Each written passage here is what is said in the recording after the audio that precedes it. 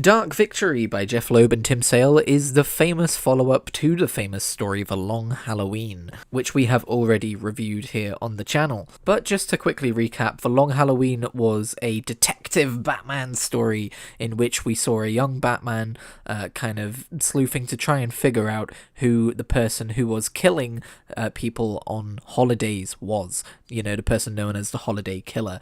And it kind of centered around emerging conflict between the old crime families in Gotham and the new kind of what they refer to as the freaks, right? Like the supervillains known as the Joker and Poison Ivy and all that stuff. And we see that conflict broadly continue in this book. There used to be a way of doing things, you know what I'm saying? And now you got these masked freaks running around killing people in all sorts of god dang ugly ways. There's no honor, there's no respect. But Dark Victory, the sequel, is known for kind of two things. Firstly, for being a sequel to The Long Halloween, and it's where we get to see Two-Face really shine, because The Long Halloween was kind of his origin story, and in Dark Victory we get to see him pulling the strings behind, I guess the Freaks gang, we'll call it. He's established this kind of ghoulish underworld court, and you see everyone answer to him, like the Joker and Poison Ivy and Mr. Freeze, and I quite like that, because that, on one level, that almost sounds like quite cartoonish, like why would all of these people with differing motives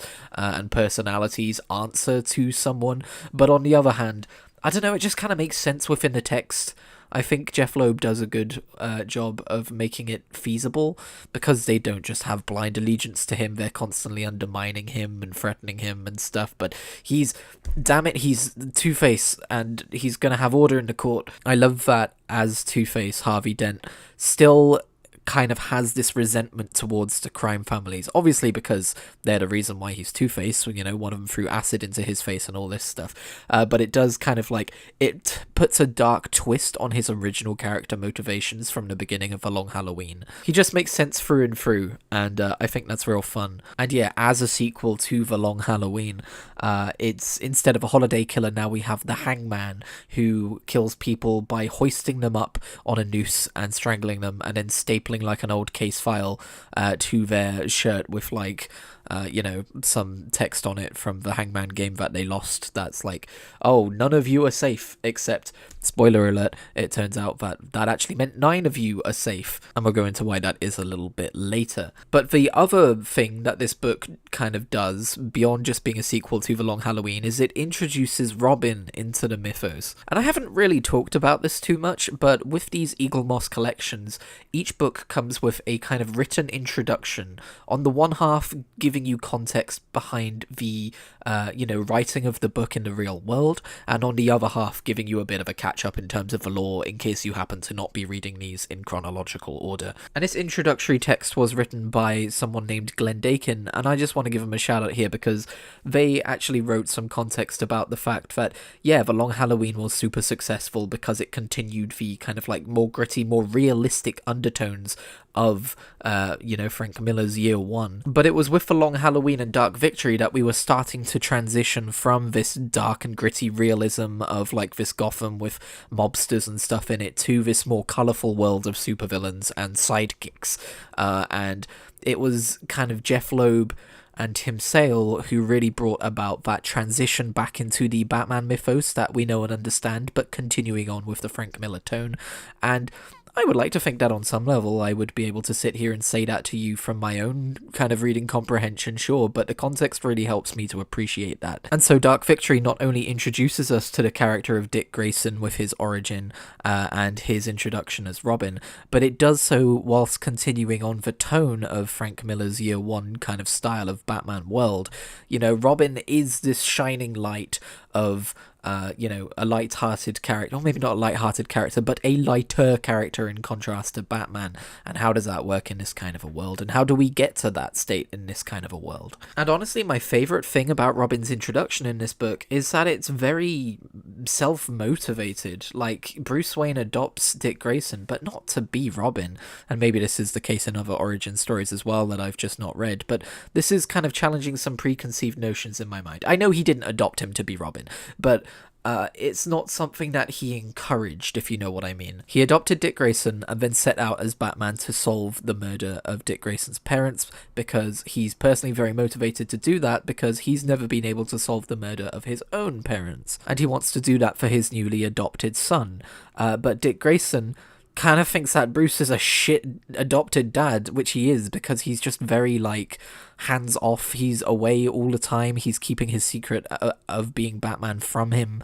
He's not emotionally available, which isn't going to be solved in this book, by the way. But he doesn't let him in, and it's Dick Grayson who pushes for, like, okay, I know you're Batman, let me help with hunting down Zuko, who killed my parents. And by the way, the weird thing in this book is that Zuko dies, when I know that he shows up later on in the continuity, but that's just comics, I guess. Let's just say that after he had his heart attack, Batman and Robin assumed that he was not able to be revived and left, and then the ambulance crews were able to revive him. That's going to be my headcanon until I understand otherwise. But I love that Robin names himself and makes his own suit, and does it in a way which honors his parents. Like, the reason he's so bright with his colors is because he's honoring the colors that his parents wore as acrobats, which is a thing already in Robin lore that I know, but I think it came from here. And he has to convince Batman, and I'm probably just saying stuff that everyone already knew, but I'm just appreciating it, in its original text format, because I'm sure that before Dark Victory, the Robin introduction lore was probably Golden Age stuff, right? Or at the very least Silver Age stuff, nothing that's particularly grounded in reality like this book tries to be. But to get back to the plot of the Hangman killings, and we will be getting into full spoiler territory here, but I thought it was really interesting to see how the events of The Long Halloween kind of like, snowballed into the events of Dark Victory. Actions, as it turns out, have consequences. And so, as I've already alluded to, we've got Two-Face kind of continuing his hatred against the crime families, but then on the crime family side of things, we've got the Hangman killings being the work of Sofia Gigante. Gigant? I don't know how to pronounce that. But, her father has been killed, allegedly. I think there's some hints in this text to suggest that he's not actually dead. Like, we see at the end of his book that Mr. Freeze is keeping him on ice. They cut a finger off, but we don't know if he's actually dead or just in stasis. But she believes he's dead, and that's what matters, and she's very upset about that. And she's also very upset about what's been done to her as well. And she blames, everyone who helped Two-Face become Two-Face, and we learn towards the end of this book that the people who have been being killed off are anyone who had anything to do with helping Harvey Dent, or just being part of Jim Gordon's task force in unmasking the Hangman. And I'm not gonna lie, I don't think this murder mystery was quite as compelling, or with quite as interesting an answer as The Long Halloween. In fact, in general, I would give the Dark Victory books, part 1 and 2 here, a 4 out of 5, whereas I gave The Long Halloween a 5 out of 5. I don't necessarily think it was, well, I guess I am saying it was a step down, but you know what I mean? I still really, really enjoyed them, and I still think everyone should read them after The Long Halloween, but I don't think it's quite as iconic in my mind as The Long Halloween's gonna remain. But it was a very fun continuation of things, and I think I will primarily remember it and enjoy it as a way of weaving Robin's origin into a more grounded version of the Batman lore. It was masterful, especially with just, the reason, how do you get Bruce Wayne to go to the circus in the middle of this murder mystery plotline? It's all weaved together in a way which makes sense and doesn't make you feel like it's extraneous or unnatural. So yes, you may remember that when we covered The Long Halloween last time, I read this in compact comics format, which I would still recommend to anyone who is interested in picking it up this way. It's a wonderful book. But this time around, these are part of my Legend of Batman Eaglemoss collection. So we've got these 2 hardcovers. We've got Dark Victory Part 1 and we've got Dark Victory Part 2. And I gotta say, I love these silhouetted art pieces of Batman and Two-Face, and throughout the book we do get other characters as well. Each issue kind of starts with one of these, we got Catwoman here, and then of course we've just got Tim Sale's incredible art once again. There are so many times once again that I would turn the page and just gasp and go, wow, look at that. In particular, I really loved the very last page of this tale where you see Batman and Robin said for the first time. I was like, yes, yes. I feel like Tim Sale had a lot of of fun drawing Robin. And just once again, with the exaggerated features in general, Tim Sale is a argument to let DC just give artists more artistic license with characters in general, because you get stuff like this.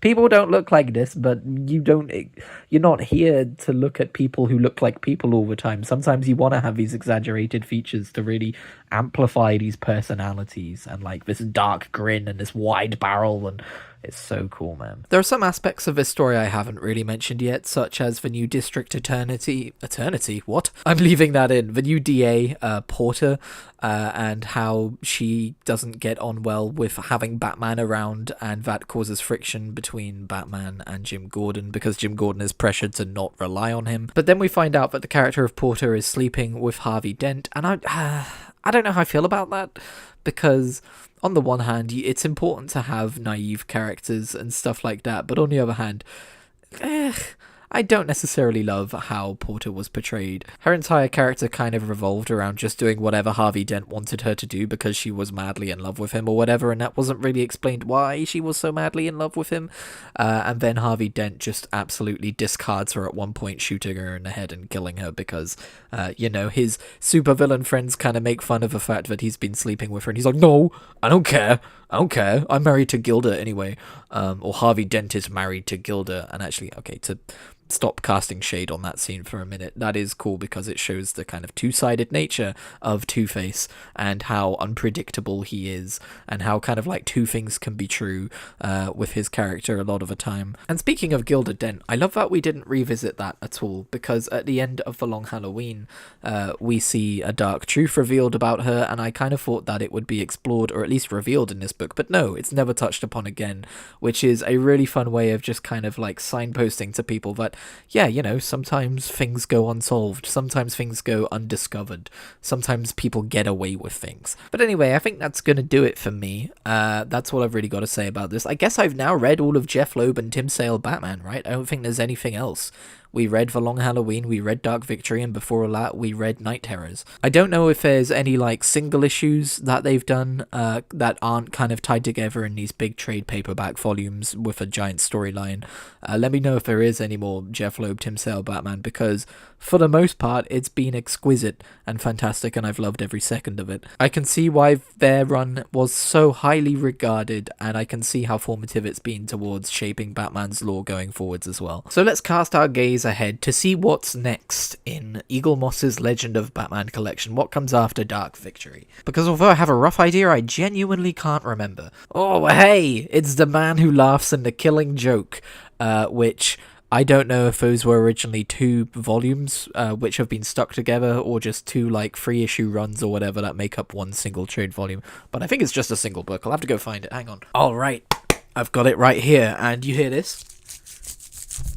That's a big deal, because that is the first book in the collection that I had never unwrapped.